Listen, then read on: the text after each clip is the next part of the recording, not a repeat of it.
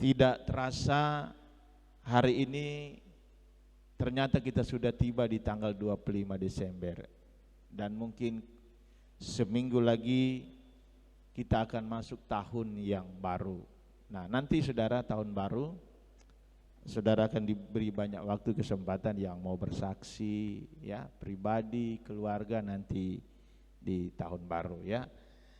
Tetapi kita bisa melihat ya bahwa hidup ini ya, hari demi hari kita lewati di sepanjang tahun ini tidak terasa. Memang ada yang bilang waktu 1 tahun itu sungguh terlalu lama. Tetapi saudara jalani dengan berbagai kesibukan, itu tanpa terasa bergerak terus. Dan sepertinya kalau kita merenungkan pada hari ini, sungguh tahun ini tahun yang singkat. Tetapi apapun dinamika ya, keadaan hidup kita, mari kita jalani itu di dalam Tuhan. Karena kehidupan tanpa Tuhan sungguh sebuah kehidupan yang tidak ada artinya apa-apa. Nah, pagi hari ini mari kita merenungkan kebenaran firman Tuhan yang saya ambil di dalam Lukas pasal 2. Coba minta tolong satu orang baca pakai mic. Lukas pasal yang kedua. Kita akan membacanya di dalam ayat yang ke-8. Ayat yang ke-8 sampai ayat yang ke-20. Lukas pasalnya yang kedua ayatnya yang ke-8 dengan judul perikop Gembala-Gembala. Di daerah itu ada gembala-gembala yang tinggal di padang menjaga kawanan ternak mereka pada waktu malam. Tiba-tiba berdirilah seorang malaikat Tuhan di dekat mereka, dan kemuliaan Tuhan bersinar meliputi mereka, dan mereka sangat ketakutan. Lalu kata malaikat itu kepada mereka, "Jangan takut, sebab sesungguhnya Aku memberitakan kepadamu kesukaan besar untuk seluruh bangsa. Hari ini telah lahir bagimu juru selamat, yaitu Kristus Tuhan di kota Daud. Dan inilah tandanya bagimu, kamu akan menjumpai seorang bayi dibungkus dengan lampin dan terbaring di dalam palungan." Dan tiba-tiba tampaklah bersama-sama dengan malaikat itu sejumlah besar bala tentara sorga yang memuji Allah, katanya, "Kemuliaan bagi Allah di tempat yang maha tinggi, dan damai sejahtera di bumi di antara manusia yang berkenan kepadanya." Setelah malaikat-malaikat itu meninggalkan mereka dan kembali ke sorga, gembala-gembala itu berkata seorang kepada yang lain, "Marilah kita pergi ke Betlehem untuk melihat apa yang terjadi di sana, seperti yang diberitahukan Tuhan kepada kita." Lalu mereka cepat-cepat berangkat dan menjumpai Maria dan Yusuf dan bayi itu yang sedang berbaring di dalam palungan.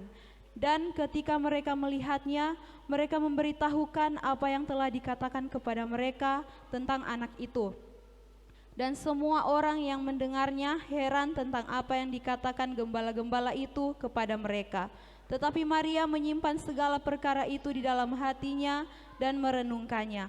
Maka kembalilah gembala-gembala itu sambil memuji dan memuliakan Allah karena segala sesuatu yang mereka dengar dan mereka lihat, semuanya sesuai dengan apa yang telah dikatakan kepada mereka.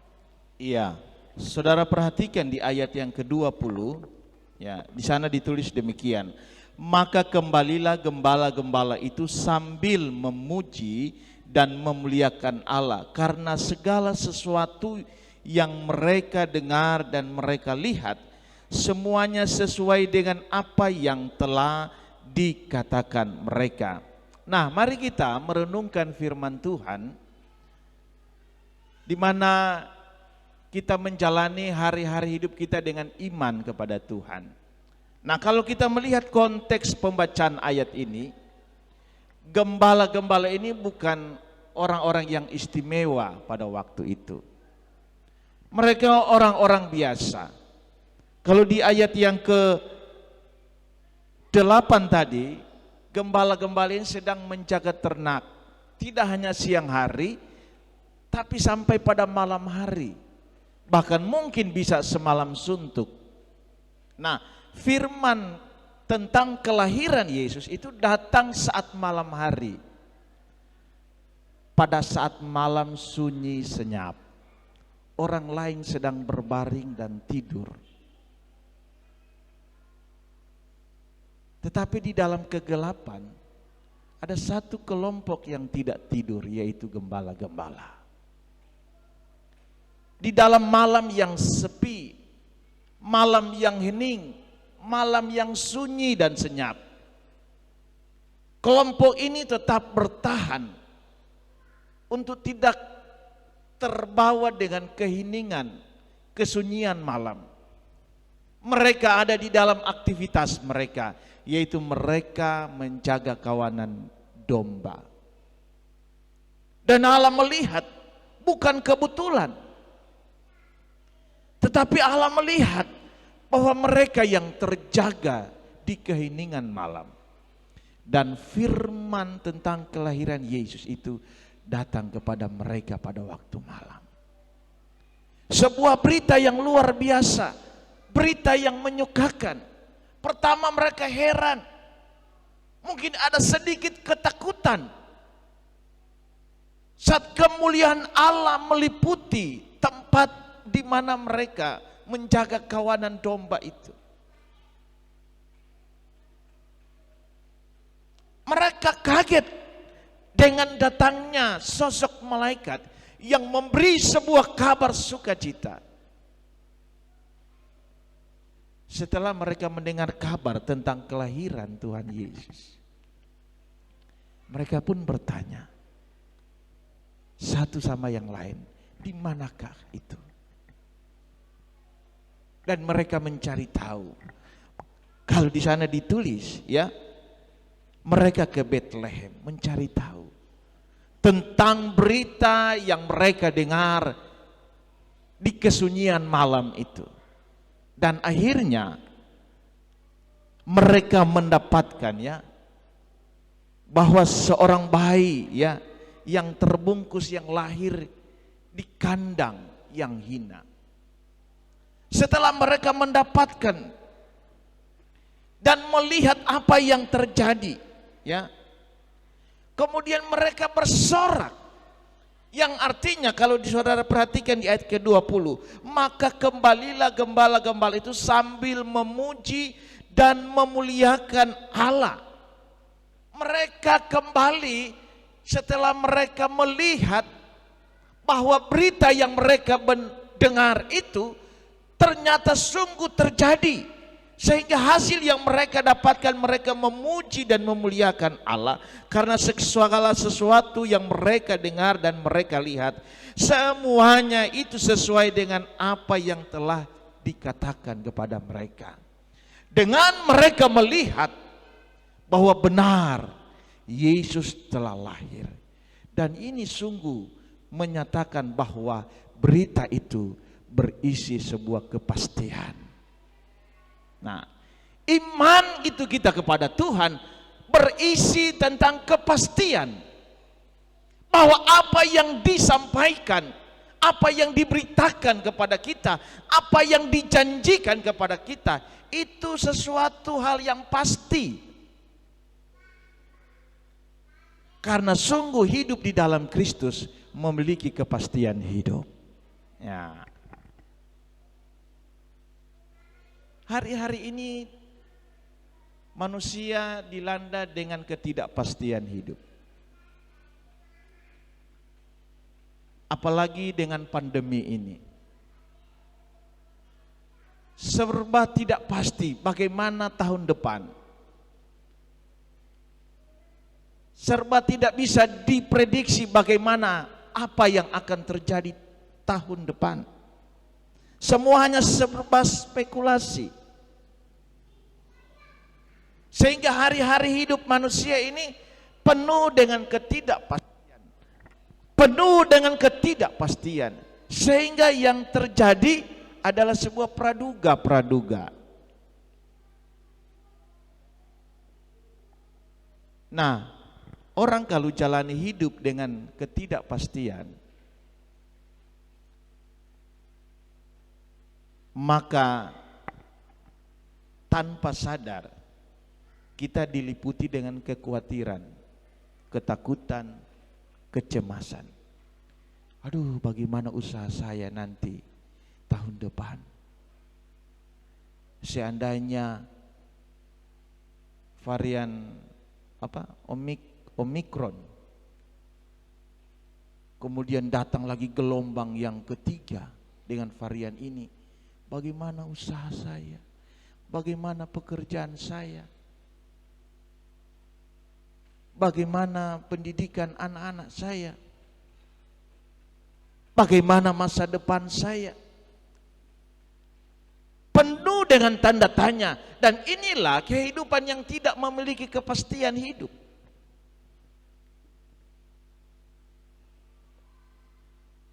Sehingga kita dibayang-bayangi dengan pikiran-pikiran, ya, sentimen-sentimen pikiran negatif. Dan memang saudara, manusia ini ternyata saat diciptakan, ya, ada salah satu artikel yang membahas tentang psikologis, ya, manusia. Dia katakan bahwa manusia ini diciptakan dengan hormon-hormon yang dimana hormon itu menghasilkan sentimen-sentimen negatif, yang artinya negatif thinking itu selalu ada melekat kepada manusia. Terlepas benar atau tidak, tetapi ini sebuah realita. Saya percaya tidak pernah Allah menciptakan manusia itu salah. Allah menciptakan kita ini sempurna, mulia, serupa dan segambar dengan Allah. Tetapi dosalah yang membuat semuanya kita menjadi begini. Sehingga sentimen, pikiran-pikiran negatif selalu menyertai kita. Kenapa bisa terjadi? Karena tidak ada iman yang sesungguhnya di dalam kehidupan manusia. Tetapi bagi kita orang percaya, kita berbangga, kita punya iman itu. Ya, kita punya iman itu karena isi dari iman itu adalah sebuah kepastian hidup, bahwa tahun depan yang akan datang kita akan diberkati oleh Tuhan. Itu kepastian hidup. Gembala-gembala ini mereka bisa melihat, dan ini dibuktikan kepada mereka bahwa apa yang disampaikan oleh Allah lewat malaikat itu sungguh terjadi, dan mereka bisa melihat dengan mata kepala sendiri. Saya mau katakan, Tuhan Yesus tidak pernah ingkar janji dengan apa yang difirmankannya. Cuma seringkali kita meresponnya dengan ketidakpastian hidup. Padahal iman itu sudah kita miliki, kepercayaan itu kita sudah miliki.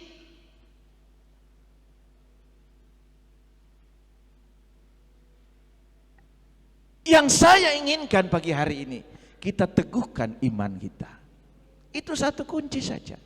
Teguhkan imanmu, maka engkau melihat, engkau memiliki kepastian hidup. Karena apa yang firman Allah katakan, kalau Tuhan Yesus berkata dan berjanji, Dia akan memberkatimu, Dia akan menolongmu, Dia akan mencukupkan kebutuhan-kebutuhan hidupmu, maka itu pasti Dia akan nyatakan bagi kita yang percaya kepada Dia.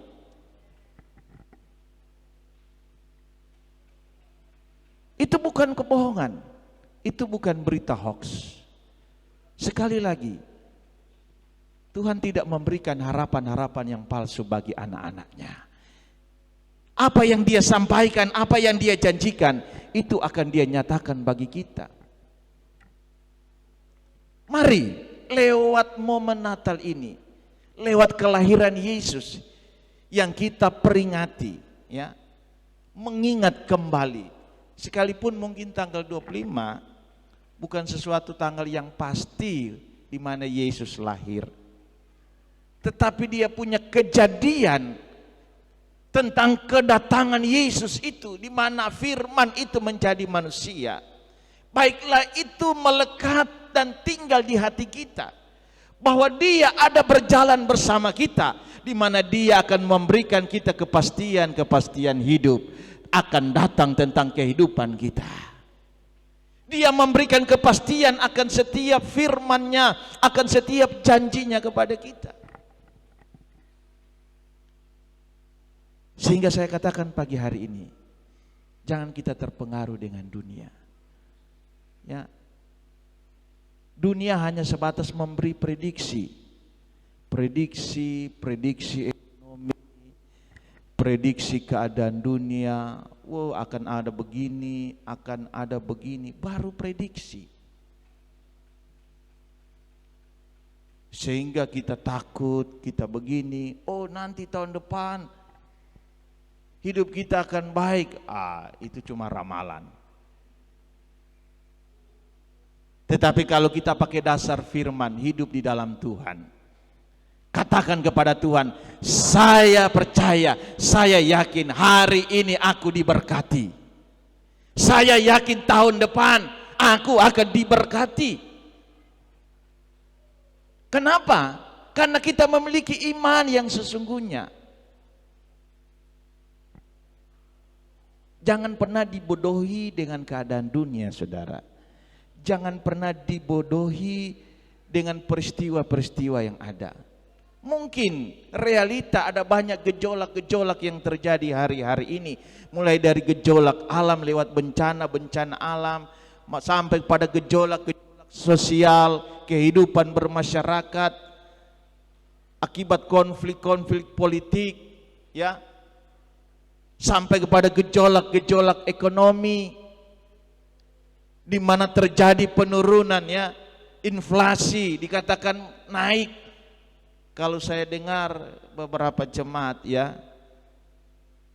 orang bilang, aduh Bro Den, Pak Gembala, ini harga so naik, minyak goreng so naik, harga ini so naik, harga ini naik. Bagaimana ini?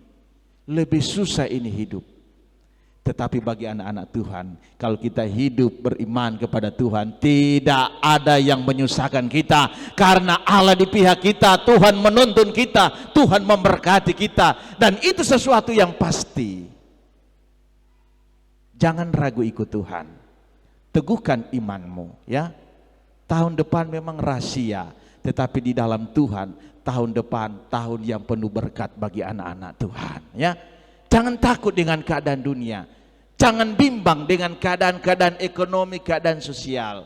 Jalani dengan iman, karena di dalam iman itu ada kepastian hidup. Puji Tuhan, haleluya. Kita renungkan firman Tuhan pagi hari ini.